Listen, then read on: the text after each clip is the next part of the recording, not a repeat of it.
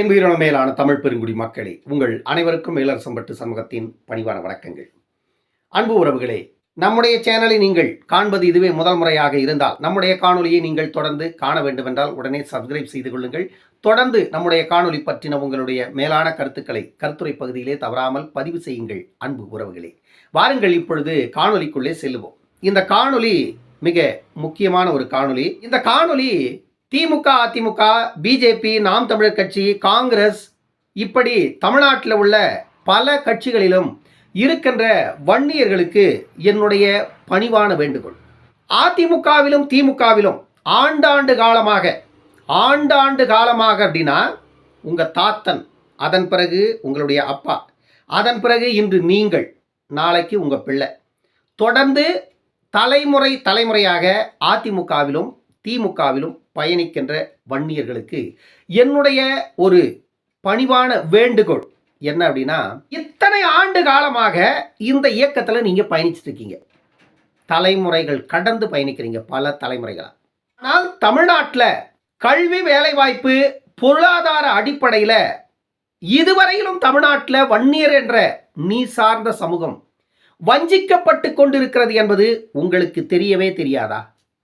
1980களில் இருந்து இன்றைக்கு 2024 வரைக்கும் 44 ஆண்டுகளுக்கும் மேலாக தமிழ்நாட்டில் ஒரே ஒரு குரல் மட்டும் உனக்கும் நீ சார்ந்த சமூகத்திற்கும் ஓயாமல் ஒலித்துக் கொண்டிருக்கிறது. அவருக்கு நீங்கள் செய்தது என்ன, அல்லது உங்களுக்கு அவர் செய்தது என்ன? இரண்டுக்கும் பல மாறுபட்ட வித்தியாசங்கள் உண்டு. 1980க்கு முன்பு வன்னியர்கள் தமிழ்நாட்டில் வேறு விதமாக வழிநடத்தப்பட்டார்கள்.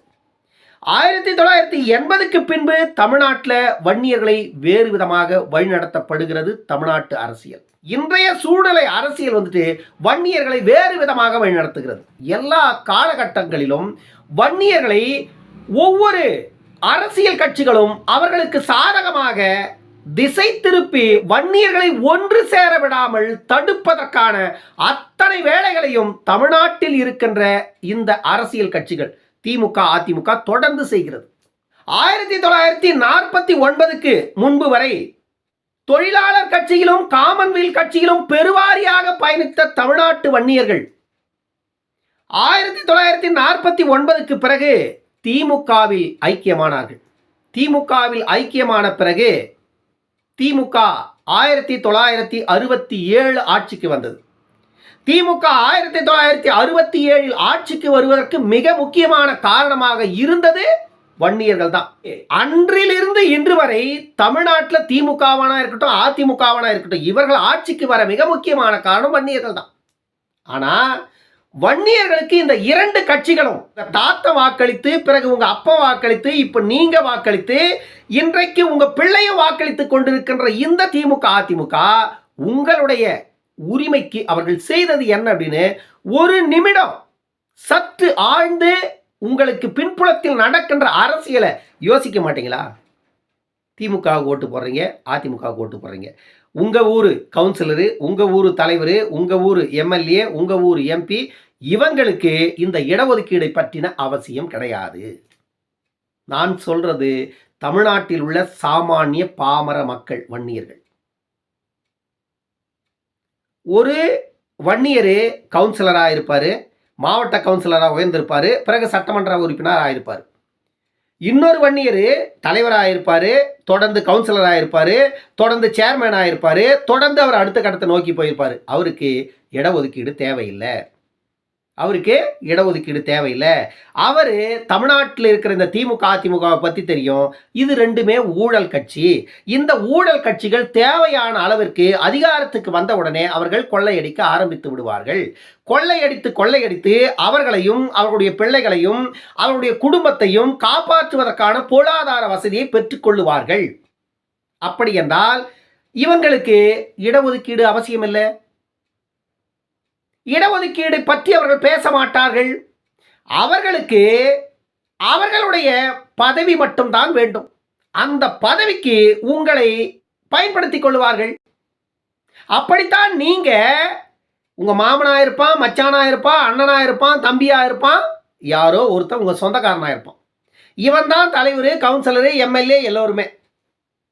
அவன் ஒருவனுடைய சுயலாபத்திற்காக ஒட்டுமொத்த சமூகத்தையும் அங்க கொண்டு போய் வீழ்த்தி வச்சிருக்கிறான், அந்த அதிமுகவிலையும் திமுகவிலையும். உங்களுக்கு சமூக நீதினா என்னன்னு தெரியாது, இடஒதுக்கீடுனா என்னன்னு தெரியாது, கல்வி, வேலைவாய்ப்பு, பொருளாதாரத்துல இந்த சமூகம் ஏன் இன்னும் பின்தங்கி இருக்கிறது என்ற நிலை உங்களுக்கு புரியாது. இதை சொல்லிக் கொடுக்க இந்த அதிகார வர்க்கம் முன்வராது. அப்படி அவர்கள் சொல்லிக் கொடுத்து நீங்கள் அறிந்து கொண்டா விழித்துக் கொள்ளுவீர்கள். நீங்கள் விழித்துக் கொண்டா அவர்களுக்கு ஓட்டு போட மாட்டீங்க. அதற்காக திமுகவிலும் அதிமுகவிலும் இருக்கின்ற வன்னியர்கள் ஒட்டுமொத்த வன்னியர்களையும் அவர்கள் பின்னாடி இழுத்துட்டு போய் பாழுங்கிணத்துல தள்ளி வச்சிருக்கான். இன்றைக்கு சட்டமன்றத்தில் பகிரங்கமா ஒரு முதலமைச்சர் மத்திய அரசு மக்கள் தொகை கணக்கெடுப்பு நடத்தும் பொழுது அதனுடனே சேர்த்து சாதிவாரி கணக்கெடுப்பையும் நடத்தி தமிழகத்தில் உள்ள மக்கள் எந்தெந்த சமூகம் எந்த நிலையில் இருக்கிறது என்ற அந்த டேட்டாவை எங்களுக்கு கொடுத்தா அதன் பிறகு நாங்க தமிழ்நாட்டில் இருக்கிற வன்னியர்களுக்கு இடஒதுக்கீடு கொடுப்பதை பற்றி நாங்கள் சிந்திப்போம் அப்படின்னு முதலமைச்சர் சொல்றார். இல்லனாக்கா மீண்டும் ஒரு முறை நீதிமன்றம் ரத்து பண்ணிடுமா. நீதிமன்றம் உங்களுக்கு என்ன சொல்லுச்சு? வன்னியர்களுக்கு உள்ஒதுக்கீடு கொடுப்பதில் நீதிமன்றத்துக்கு எந்த ஆட்சேபனையும் இல்லை. ஆனால் அதற்கான தரவுகளை சரியாக நீங்கள் முன்னிறுத்தி அவர்களுக்கு இடஒதுக்கீடு கொடுப்பதில் நீதிமன்றத்துக்கு எந்த ஆட்சேபனையும் இல்லை அப்படின்னு உங்களுக்கு சொல்லிடுச்சு. அதன் பிறகுதான் நீங்க இந்த டேட்டாவை திரட்டுவதற்கான ஒரு கமிட்டியை அறிவிச்சீங்க, ஓய்வு பெற்ற நீதியரசர் பாரதிதாசன் அவருடைய தலைமையில். இப்ப என்ன ஆச்சு அந்த கமிட்டி? இப்பொழுது மத்திய அரசு தான் சாதிவாரி கணக்கெடுப்பை நடத்த வேண்டும் என்று சொல்லுகின்ற முதலமைச்சர் ஓய்வு பெற்ற நீதியரசர் பாரதிதாசன் தலைமையில் அந்த கமிட்டியை எதற்காக நீங்கள் அமைத்தீர்கள்? எல்லாமே வன்னியர்களை நம்ப வைப்பதற்கான ஒரு நாடகம். நம்ப வச்சிங்க. 2024 பாராளுமன்ற தேர்தலும் வந்தது, ஓட்டையும் வாங்கினீங்க, 40க்கு 40 வெற்றி பெற்றுட்டீங்க. இப்போ பாராளுமன்றத்தில் போய் 40 பாராளுமன்ற உறுப்பினர்களும் போண்டா பஜ்ஜி சாப்பிட்டு இருக்காங்க. இன்னும் 5 வருஷத்துக்கு அவங்க போண்டா பஜ்ஜி சாப்பிடுவாங்க, அவங்க நல்லா சாப்பிடட்டும். இப்போ தமிழ்நாட்டில் இருக்கிற மக்களுக்கு மருத்துவர் அன்புமணி ராமதாஸ் அவர்கள் மேற்கோள் காட்டியதை போல தமிழ்நாட்டில் இடஒதுக்கீடு என்பது வன்னியர்களுக்கு மட்டும் இல்லை, தமிழ்நாட்டில் உள்ள எல்லா மக்களுக்குமே அவரவர்களுக்கான விகிதாச்சார அடிப்படையிலான உரிமை கிடைக்கணும். சமூக நீதிக்கு நாங்கள் தான் குத்தகைக்காரர் என்று பேசுகின்ற திமுக இது நாள் வரைக்கும் அதை ஒருநிலைப்படுத்த யோகிதை இல்லை உங்களுக்கு. தமிழ்நாட்டில் எஸ்சி சமூகத்திற்கு 18 விழுக்காடு இடஒதுக்கீடு இருக்கிறது. அதில் 3 விழுக்காடு அருந்ததியர் மக்களுக்கு கொடுத்து விட்டது. இப்பொழுது 15 விழுக்காடு தான் எஸ்சி சமூகத்திற்கு இருக்கிறது. அதில் தேவேந்திர குல வேளாளர்களும் உள்ளடக்கம். இதைத்தான் மருத்துவர் ஐயா அவர்கள் தொடர்ந்து வலியுறுத்துகிறார். 1980 இருந்து இன்னைக்கு நேற்றோ இல்ல, எஸ்சி கோட்டாவை அதிகப்படுத்தி 22 விழுக்காடாக கொடுக்க வேண்டும் அந்த மக்களுக்கு. ஏனென்றால் அவர்களுடைய எண்ணிக்கை அதிகமாக இருக்கிறது, ஆகையால அவர்களுக்கு கொடுக்கப்படுகின்ற இடஒதுக்கீடு குறைவாக இருக்கிறது. அதனால எஸ்சி சமூகத்தை சார்ந்த மக்களுக்கும் இடஒதுக்கீட்டை 22 விழுக்காடாக கொடுக்க வேண்டும் என்று மருத்துவர் அன்புமணி ராமதாஸ் அவர்களும் அதைத்தான் மேற்கோள் காட்டுகிறார். இதையெல்லாம் செய்யறதுக்கு துப்பில்லாத தமிழ்நாடு அரசு காரணத்தை மத்திய அரசு மேல காட்டிட்டு காலத்தை கடத்தி தமிழ்நாட்டு மக்கள் தலைமையில மிளகா அரைச்சிட்டு இருக்கிறீங்க.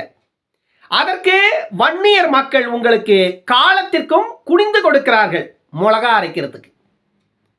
இதைத்தான் நான் திமுகவிலும் அதிமுகவிலும் இருக்கின்ற வன்னியர்களுக்கு மீண்டும் மீண்டும் மேற்கோள் காட்டுவது. நீங்க உங்க பாட்டன் காலத்திலிருந்து, உங்க அப்பன் காலத்திலிருந்து, உங்க காலத்துல உன் புள்ள காலம் வரைக்கும் கூட திமுகவுக்கும் அதிமுகவுக்கும் ஓட்டு போட்டுட்டுங்க. ஆனா உன் வீட்டு பிள்ளைகள் கல்வியில முன்னேறுவதற்கும் வேலை வாய்ப்பில் இடம்பெறுவதற்கும் பொருளாதார வசதி வாய்ப்புகள் பெற வேண்டியும் மருத்துவர் ஐயா அவர்கள் தான் இப்படிப்பட்ட கேடுகட்ட ஆட்சியாளர்கள் கிட்ட தொடர்ந்து அழுத்தம் கொடுத்து கத்தி கொண்டிருக்கிறார்.